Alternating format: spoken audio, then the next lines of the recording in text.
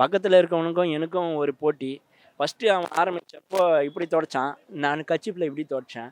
அதுக்கப்புறம் சேர் அடிச்சு நான் தப்பு பண்ணுறேனான்னு பார்த்தா வெம்மி வெம்மி அழுகுறான். அதுக்கப்புறம் நீ இப்படியா நான் பாருன்னு ஆன்னு கத்தி கத்தி அழுகுற அளவுக்கு படத்தில் அவ்வளோ சீன்ஸ் இருக்குது. ரொம்ப பயங்கரமாக இருக்குது. அவரை பார்த்தேன்னா அவர் காலிலே விழுந்துருவேன் நான். பிரேம்குமார் சார் பார்த்தேன்னா அவ்வளோ பயங்கரமாக இருக்கு படம். கிட்டத்தட்ட ஊருக்கே போயிட்டு வந்த மாதிரி இருந்துச்சு. நம்ம சொந்தக்காரவங்க கூட அப்படி இருந்துட்டு வந்த மாதிரி நல்லா இருந்தது. எனக்கு எதுவும் லேகா தெரியல. நடுவில் 2 பேர் வந்து இன்டர்வெல்க்கு அடுத்து இன்ட்ராக்ட் பண்ணுவாங்க. அந்த இடத்துல மட்டும் ஒரு மாதிரி லைட் ஆடியோ ரொம்ப பேசுகிறாங்களே அப்படின்ற மாதிரி இருந்துச்சு. பட் நல்லா இருந்துச்சு. படம் ரொம்ப பயங்கரமாக இருக்குண்ணா. இந்த மாதிரி படம் தமிழ் சினிமாவில் வர்றது ரொம்ப கஷ்டம். இந்த டைமில் நிறையா தமிழ் சினிமா அப்படி இந்த மாதிரி படத்தெல்லாம் கொண்டாடலைன்னா அப்புறம் மலையாள சினிமா அப்படி பண்ணுறாங்க இப்படி பண்ணுறாங்கன்னு சொல்கிறதுக்கு இதுவே இல்லை. கண்டிப்பாக இந்த படம் எல்லாருமே தியேட்டரில் வந்து பார்க்கணும். ஓடிடிக்கெலாம் வெயிட் பண்ணவே பண்ணாதீங்க. இந்த மாதிரி ஒரு படம்லாம் உங்களுக்கு ஒரு விஷுவல் ட்ரீட் அப்படி இருக்குது படம். படம் மாதிரியே இல்லை, ஒரு போயட் மாதிரி இருக்குது. ஒரு படத்தை வச்சு ஒரு கவிதையை படிக்கும்போது நமக்கு என்ன ஃபீல் வருமோ அப்படி இருக்குது. ஒவ்வொரு சீனும் அந்த ஒவ்வொரு ஃப்ரேம் வந்து அவங்க நகர்த்தும் போதும் அப்படி அவ்வளோ ஃபீல் குட்டாக இருக்குது படம். இந்த மெய்யாகன டைட்டில் வந்து அவ்வளோ ஆப்டாக இருக்குது அந்த கேரக்டருக்கும் அந்த படத்துக்கும். அப்படி அந்த மாதிரி கேரக்டர்லாம் இன்றைக்கி இந்த சொசைட்டியில் நிறையா நம்ம பார்க்கவே முடியாது. அப்படியே ஒருத்தவன் அவ்வளோ உண்மையாக உன்னதமாக இருந்தானா அவன் வந்து பொழைக்க தெரியாதவன், நீ இப்படிலாம் இருந்தால் வேலைக்கு ஆகாது அப்படின்னு சொல்லிடுறாங்க. பட் ஆனால் அந்த மாதிரி ஒரு கேரக்டர் அந்த மாதிரியான பீப்புள்ஸ் நம்மளை சுற்றி இருந்தாங்கன்னா நம்ம வாழ்க்கை எவ்வளோ சூப்பராக இருக்கும், நம்ம வாழ்க்கை எவ்வளோ நம்ம ரசித்து வாழ முடியும் அப்படின்றதுலாம் இருக்குது. அதெல்லாம் தாண்டி இந்த படத்தில் நிறையா பாலிடிக்ஸ் பேசியிருக்காங்க. இது ஸ்டெர்லைட் பற்றி பேசியிருக்காங்க, ஈழத்தமிழகத்தை பற்றி பேசியிருக்காங்க, ராஜராஜ சோழனை பற்றி. அந்த மாதிரி நம்ம தமிழோட ஹிஸ்ட்ரி நம்ம எப்படி இப்போ இருக்கோம் அதெல்லாம் நம்ம படிக்க நம்ம புக்கில் அதெல்லாம் இல்லவே இல்லை.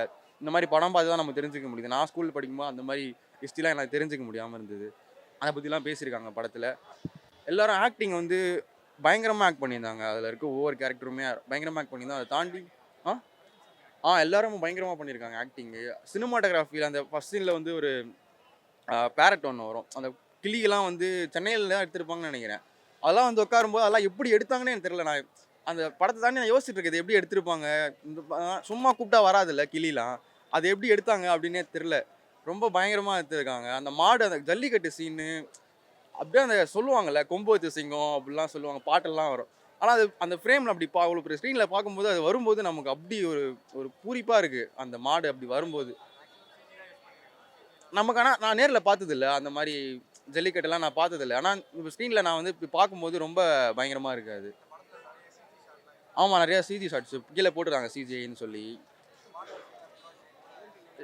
இல்லை அதெல்லாம் உண்மையாக தான் எடுத்திருக்காங்கன்னு நினைக்கிறேன். முக்கால்வாசிலாம் இல்லை, ஒரு சில சீன் மட்டும் சிஜிஐன்னு இப்படி போட்டிருந்தாங்க. அப்படிங்களா? எனக்கு நோட் பண்ணல.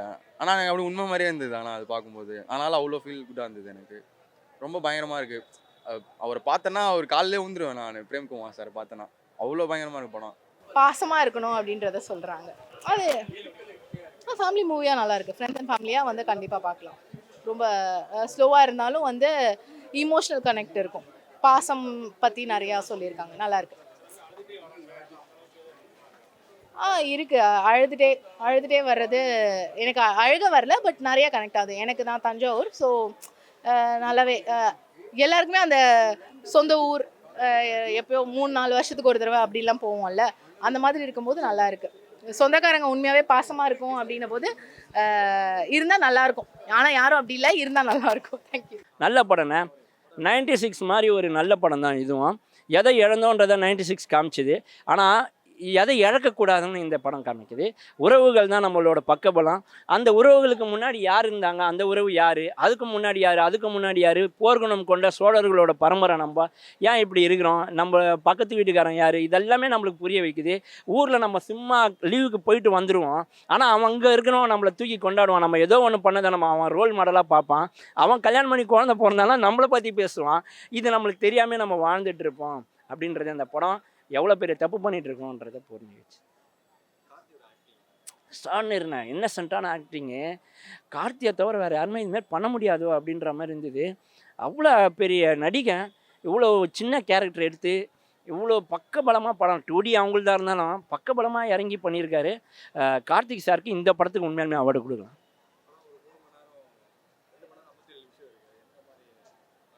நல்லா தான் போச்சு. ஒரே ஒரு ஜல்லிக்கட்டு அது மட்டும்தான் லாக் அடிச்சுது. ஆனால் அது நம்ம பாரம்பரியத்தில் ஒன்றுன்றதுனால அதை நம்ம ஏற்றுக்கிறது தான் வேணும். படமே அவரது தான். அவரை நோக்கி தான். அவர் இங்கேருந்து வண்டியில் கிளம்பி சைக்கிளில் போய் 2 வீலரில் போய் கார் எல்லாமே ஃபோனில் பேசுறது இதெல்லாம் ஒரு சீனு. ஆனால் போர் அடிக்குது. டேரக்டரோட கைவண்ணம் அங்கங்கே நம்ம இதயத்தை ஹார்ட் பீட்டை அப்படியே அழுவ அங்கேருந்து எடுத்துகிட்டு வராது. அது 96 மாதிரி நம்ம மிஸ் பண்ண விஷயத்த அது சொல்லுது. எல்லாருமே பார்க்க வேண்டிய நல்ல ஒரு படம். இதுனா நான் ஏற்கனவே சொன்னது தான். பக்கத்தில் இருக்கவனுக்கும் எனக்கும் ஒரு போட்டி. ஃபஸ்ட்டு அவன் ஆரம்பித்தப்போ இப்படி துடைச்சான், நான் கச்சிப்பில் இப்படி துடைச்சேன். அதுக்கப்புறம் சேர் அடிச்சு ஆனால் தப்பு பண்ணுறானான்னு பார்த்தா வெம்மி அழுகுறான். அதுக்கப்புறம் நீ இப்படியா நான் பாருன்னு ஆனும் கத்தி அழுகிற அளவுக்கு படத்தில் அவ்வளோ சீன்ஸ் இருக்குது. எல்லாமே உறவுகளுக்காக நம்ம அழுகிற விஷயம். இதெல்லாம் நம்ம இழந்துட்டோமே அப்படின்னு நம்மளை திருத்திக்கிற விஷயமா இருந்தது. அதனால் இந்த டேரக்டர் எனக்கு ரொம்ப பிடிச்சிருக்கு. ஏன் லப்பர் பந்து கூட சிறந்த படம் தான். அந்த வரிசையில் இதையும் வச்சுக்கலாம். ஒரேடியாக ஒரு 10 படத்தை இறக்கி ஒரு படத்தை டவுன் பண்ணி காணாமல் போக செய்யக்கூடாது. 2 படமாக இருக்குங்க. இதுக்கும் லப்பர் பந்தம் ஒன்றா விட்டுருந்ததுன்னா அதில் நல்ல டேரக்டர்னு புரியும். அதில் ஒரு 10 படம் போட்டு அது கஷ்டப்பட்டு மேலே வந்து இருக்கிறவங்களாம் பாதி படம் பார்த்துட்டு போய் அந்த காசு வேஸ்ட்டாக போய் அப்படி இல்லாமல் அழகாக 2 படமாக அழகாக விட்டிங்கன்னா நல்லாயிருக்கும். இந்த படம் வந்து அந்த ஹிட் லிஸ்ட்டில் அடுத்ததாக வருது. பிரம்மாண்ட படம் கிடையாது, அமைதியாக வந்தாலும் அழகாக இருக்க படம், உறவுகள் கொண்டாட வேண்டிய ஒரு படம். அதான்ப்பா படம் வந்து குடும்பமாக இருக்குது. ஏன்னா எல்லார் வீட்லேயும் ஒரு பாடம் நடக்கும். ஊரில் இருக்கிறவன் வந்து சொத்தை பிடிங்கிட்டு அனுப்பி விட்ருவான் மெட்ராஸுக்கு.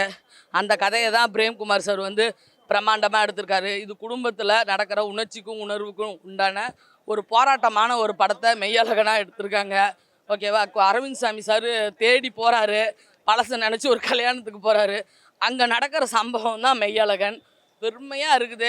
கார்த்தி சார் வந்து 4 டிகிரி வாங்கின ஒரு மனுஷர் மாதிரியே நடந்துக்கல. ஒரு நாட்டில் நடக்கிற ஒரு சாதாரண கிராமத்து பையனாக வந்து அவரை சந்தோஷப்படுத்துகிறாரு. இப்படியும் கூட ஒரு ஆள் வாழ முடியுமா அப்படின்னு சொல்லிட்டு அவர்கிட்ட கடைசி வரைக்கும் சாரி சொல்லி ரொம்ப பெருமைப்படுத்தியிருக்காரு. நல்லா இருக்குது குடும்ப கதை. ஏன்னா எங்கள் ஊரும் நீடாமங்கலம் பக்கத்தில் உள்ள கொடலாச்சேரி தான். எங்கள் பாட்டி வந்து 1874 எங்கள் பாட்டி அங்கே என்ன மாதிரியே வாழ்ந்துருக்குறாங்க. ஓகேவா? 16-17 வயசில் வாழ்ந்துருக்காங்க. ஏன்னா எல்லாத்தையும் சொத்து சொகத்தெல்லாம் நம்ம விட்டுட்டு இன்றைக்கி பாரு 10-100க்கு நம்ம ஒவ்வொரு வேலையாக பார்த்து தேடி நித்தம் ஒரு வேலை செஞ்சு அப்படின்னு கமல் சார் சொல்கிற மாதிரி நம்ம இழந்ததை இருக்கிறத விட்டுட்டு பறக்கிறதுக்கு இங்கே வந்து நம்ம படுறோம் பாரு ஒரு கஷ்டம். அந்த கஷ்டத்தை எடுத்து காட்டியிருக்காங்க. குடும்பங்கள் கொண்டாடும் படம் தான். ஓகேவா? அரவிந்த் சாமி ஆக்டிங்லாம் நல்லா இருந்துச்சு ப்ரோ. எனக்கு கார்த்தி ஆக்டிங் ரொம்ப நல்லா இருந்துச்சு ப்ரோ. இந்த படத்தில் நல்லாவே பண்ணியிருக்காரு. பொறுமையாக உட்காந்து பார்க்கணும் பிரதர். சினிமா பார்க்க தானே 3 மணி நேரம் வரும். 3 மணி நேரத்தை வேஸ்ட் பண்ணுறதுக்கு வரல, நல்லா என்டர்டைன்மெண்ட் பண்ணுறது தான் வரும். சூப்பராக இருக்குது. தடவை வந்து ஃபேமிலியோட தேட்டரில் பார்க்க சொல்லுங்கள். தேட்டரில் பார்த்தா தான் நல்லது. ஓடிடியில் போய் பார்க்குறது வேஸ்ட்டு. இந்த படத்தில் தேட்டரில் மிஸ் பண்ணாமல் தேட்டரில் பாருங்கள். அப்புறமா ஒரு 10 வருஷம் கழிச்சு இந்த படத்தை மிஸ் பண்ணிட்டோமேன்னு தோணக்கூடாது. இந்த படத்தை இப்பயே பார்த்துருங்க தேட்டரில். ஆபாசம், வன்முறை, துப்பாக்கி, சண்டைகள், பாம்பு இல்லாத படம் இல்லைன்னா இல்லை. ஃபேமிலி மூவி ரொம்ப ஜோராக இருக்குது. ஆபாசம் இல்லை, டபுள் மீனிங்லாம் இல்லை. படம் பார்க்கலாம், எல்லாரும் சேர்ந்து பாலணுங்கிறார், வேறு ஒன்றும் இல்லை. ஃபேமிலி மூவி தான் ஃபுல் படம். ஆபாசமே இல்லை. நிறுத்தலாம் ஒரு பச்சை பண்ணிங்கன்னா ஒரு 1000 மாதிரி ஒன்று போட்டு வர்றார், வேறு ஒன்றுமே கிடையாது. அவர் பேரே அன்றைக்கி சொன்னார், பச்சை பனியன், ஒரே ஒரு பனியன் தான். நான் அதுதான் படம் ஃபுல்லாக இருந்துடுறேன் அவருக்கு. பழைய சைக்கிள் ஒன்று அதான் எமோஷனல் ஆறுமா. ஆமாம்மா, ஆறுமா. ஃபஸ்ட் ஹாஃப் சூப்பராக இருக்குது.